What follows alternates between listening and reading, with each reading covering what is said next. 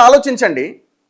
ప్రధానమంత్రి బీజేపీ మాట్లాడుతుంది, ఓ మేము దేశవ్యాప్తంగా ఫుల్ నేషనల్ హైవేలు వేసినాం, వేల కిలోమీటర్ల రోడ్లు వేసినాం అని చెప్తుంది. మరి వికారాబాద్ రోడ్డు ఎందుకు మర్చిపోయారు? ఏమనంటే మేము శాంక్షన్ చేసాం కానీ ఆగిపోయింది. ఎందుకు ఆగిపోయింది? మీరు ఎందుకు అడుగుతలేరు? ఎంపీ కూడా బీజేపీ ఎంపీనే ఉన్నాడు అక్కడ. మీరు ఎందుకు అయితే లేదని మీరు అడగరు, ఎందుకు వేస్తలేరని వీళ్ళు అడగరు. ప్రధానమంత్రి దిగ్భ్రాంతి, ముఖ్యమంత్రి రేవంత్ రెడ్డి దిగ్భ్రాంతి. 2 సంవత్సరాలైంది మీరు అధికారంలోకి వచ్చి, పోయిన 10 ఏళ్ళుగా అధికారంలో ఉన్నోడు చేయలేదు, మరి మీరెందుకు చేయలే? ఏమనంటే మొన్ననే వాడు కేసు అది అయిపోతుంది. ఎప్పుడు ఎంతకాలం పడుతుంది?